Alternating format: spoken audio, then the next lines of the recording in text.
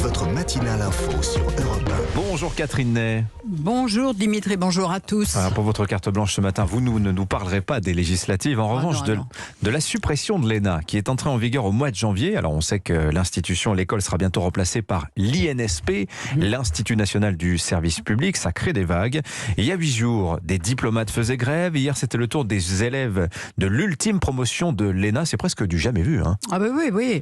Alors la suppression de l'ENA, vous savez, c'est un peu une nuit du 4 août. Souvenez-vous de ce samedi de novembre 2018 où les Gilets jaunes avaient tenté d'entrer à l'Élysée et aussi à la Lanterne, la résidence où Emmanuel Macron passait le week-end. Certains étaient armés d'une fourche avec sa tête au bout. Vous voyez le symbole, c'était la Révolution. L'histoire se répétait. Alors est-ce que la deuxième fois serait une farce? En tous les cas, on a eu peur. C'était un dimanche noir pour le pouvoir. Jean Viard, qui est un sociologue, ami et consultant d'Emmanuel Macron, avait analysé. Mais vous savez, c'est la révolte du peuple contre l'élite, d'où son conseil: mieux vaut supprimer l'ENA que laisser couper la tête du roi. Alors supprimer l'ENA, les Gilets jaunes ne l'ont jamais demandé, mais enfin Emmanuel Macron, lui-même ancien élève, l'a fait, mais avant lui, d'autres, Jean-Pierre Chevènement aussi, l'avait préconisé. Mais enfin, des élèves de l'ENA qui font grève, ça ne s'était pas vu depuis 1991. Oui, quand Edith Cresson avait déménagé l'école à Strasbourg, la décision avait été très mal prise par les élèves, mais plutôt bien comprise par l'opinion. Puis une fois, c'est entré dans les mœurs. Cette fois, c'est qu'on met devant le fait accompli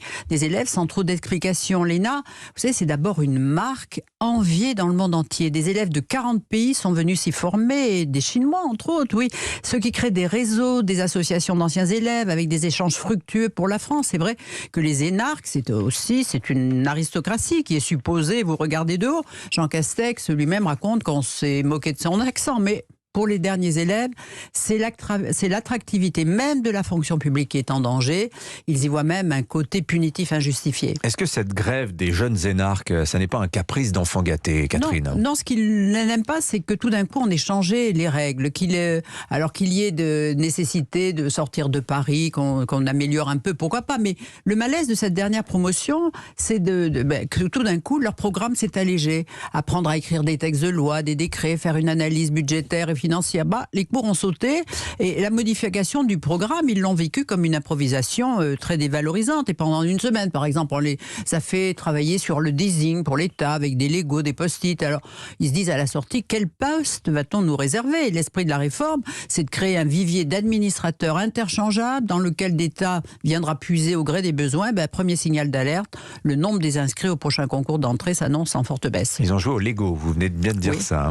Est-ce peut-être qu'on va s'habituer à cette nouvelle formation de l'élite? Oui, puisqu'on s'habitue à tout, mais tout de même, l'extinction du corps préfectoral et du corps diplomatique, ça interroge, parce que ce sont des métiers qui ne s'improvisent pas. Bon, il y a de très bons préfets qui n'ont pas fait l'ENA, idem pour de très bons ambassadeurs. Mais quand même, être préfet, c'est une vocation. Être diplomate, tout, parce que c'est s'investir à l'étranger, connaître des régimes opposés, apprendre la langue, comprendre les cultures et nouer des relations pour les intérêts de la France. Jean-Yves Le Drian a obtenu le maintien du très sélectif concours d'Orient qui permet de recruter des spécialistes en langue rare. Alors on peut dire que le président Jupiter n'a pas choyé ni beaucoup écouté son corps diplomatique. Oui, mais ça, de toute façon, c'est une règle générale. Dès qu'un président est élu, la politique étrangère occupe 70% de son temps, parce que rencontrer, discuter avec ses homologues étrangers, quoi de plus excitant. Vous voyez, l'exercice vous extirpe du quotidien violent, épuisant.